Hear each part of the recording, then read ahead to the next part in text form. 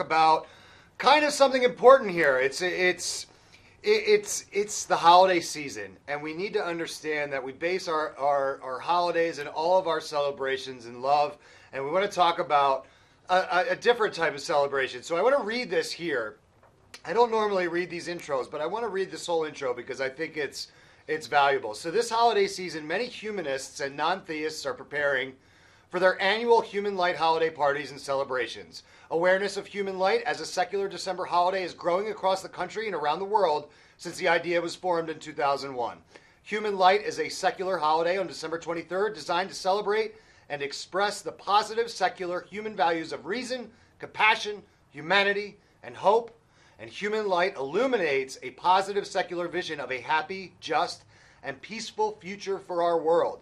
A future which people can build by working together and drawing the best of our human capacities. So I have a renowned author, an expert, and a leading humanist on the line with me right now. His name is Dr. Anthony B. Pinn. Good morning, doctor, and welcome to Morning Coffee. Good morning. Thanks for the invitation to join you. You're quite welcome. I really find this very interesting and important because people need to understand that there are more holidays in December than just Christmas and Hanukkah. So let's start at the beginning, doctor, and talk about what is a humanist. Well, a humanist, put simply, is this. A humanist is one who operates based upon a philosophy of life that involves no superstition, no belief in gods or God, but argues that we move through the world based on our own creativity, our own imagination, and our own energy. Yeah, it's definitely a different approach than I think what most people would consider, kind of a religious guide to their life. But you actually were a minister. So can you talk to me a little bit about how, you started off as a minister and it's led you to becoming a humanist? Sure, but let me preface that by saying those who do not hold to any particular religious affiliation is a growing population within the United States, a significant population. For me, you're right. I started out in church ministry. I was preaching as a preteen and preached until I was 25, but I reached a point where the tradition just did not work for me, and it revolved around this nagging question. What can you say about God in light of profound misery in the world? And so for me, there was no way to wrestle with human misery in the world and maintain the notion of a loving, kind, just, and compassionate God. So I left my Methodist religion behind and moved in a different direction, and that is humanism. And, I imagine that a lot of people had a lot to say about that you faced a lot of adversity, you faced a lot of criticism. How were you able to rise above that? Well, that is certainly the case for a lot of humanists and atheists, that it is a mark of profound courage to publicly proclaim their disbelief. For me, it wasn't so difficult. I didn't lose a tremendous number of friends. My family didn't reject me. In fact, my mother had moved into church ministry. But her argument was this: we disagree on this point, but you are my blood, you are my son, and I will always love you. So for me, the transition wasn't difficult. I was moving in the direction of life as an academic, and so freedom of thought and freedom of belief was a basic premise of the profession I was entering. So it wasn't that difficult a transition for me. Yeah, I'm really glad to hear that, because the support of your family and your friends around you probably made that transition much, much easier. Yeah, having family and friends being supportive was of profound importance to me, but it was also a matter of talking and behaving in a way that was consistent with my fundamental beliefs. So lining all of that up gave me a kind of comfort and the ability to move through the world. Yeah, your story is one that's amazing, but I wanted to switch kind of to talk about Human Light. If you could tell us kind of the background and what is Human Light, and then maybe we'll talk about how humanists celebrate Human Light.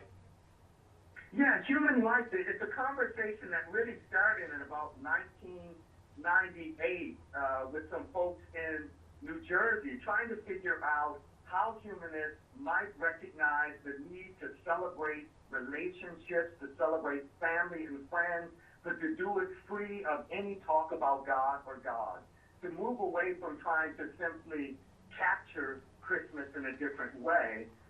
They decided, look, let's just come up with our own ways of celebrating that don't require us to force our values into other traditions, but simply allows us to develop ways of being together that are all about our values as humanists. And they started acting this out in 2001, as you mentioned.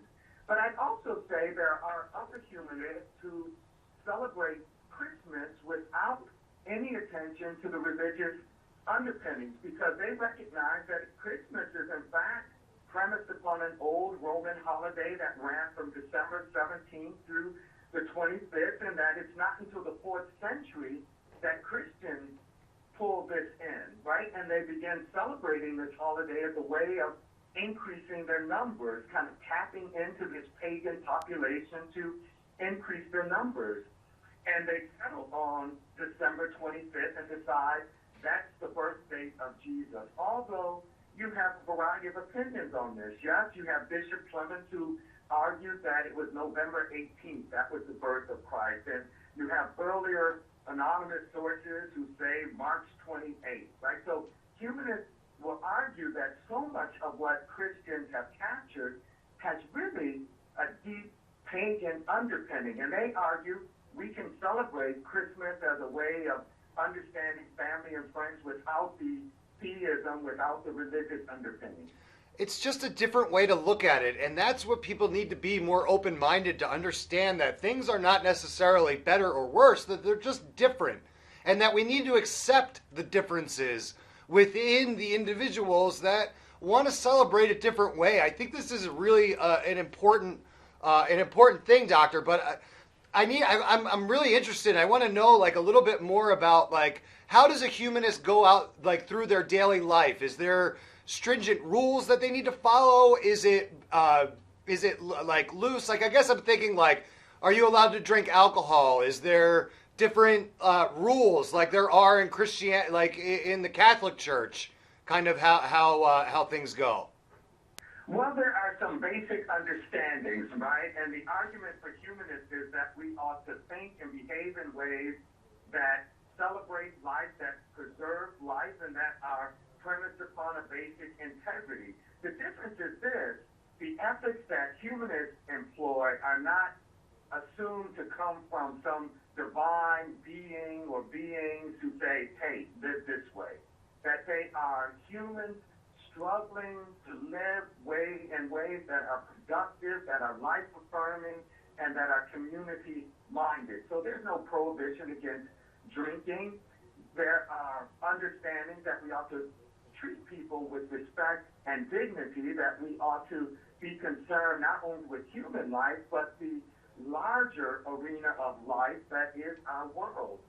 Yeah, but we do this because it's what humans can do, as opposed to it being the dictate of a god. Yeah, it's very, very interesting, and I find it. I find that the research is showing that more and more people are becoming humanists. More specifically, more Americans are becoming humanists. You're seeing this trend as well, Doctor? Oh, most certainly, most certainly. We tend to think in terms of the religiously unaffiliated, and this is a growing population. So, for example, if the United States consisted of only 100 people, 23 of them would be unaffiliated, not concerned with religion. Yeah, that's a pretty good number.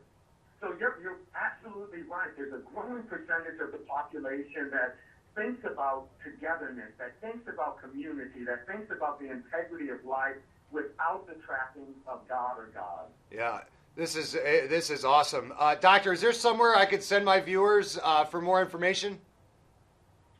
Yeah, if they go to my website, there's some information there. It's anthonypinn.com, or they can follow me on Twitter and get information that way. Ask the questions at Anthony_Pinn. Yeah, this was awesome. I want to thank you, Dr. Pinn, for spending a few minutes with me. This was great. So everybody, just go to anthonypinn.com. Was that right? Yes. Awesome. Thank you so much. Have a great holiday season, Doctor. Thank you so much. You're quite welcome. That was really interesting stuff, guys. Go check out anthonypinn.com. It's important to understand all different views and all different aspects of life. It really is important. So I'm going to take a quick break here, but don't go anywhere. I'll be right back after this break on Morning Coffee on the Radio Vision Network. Stick around.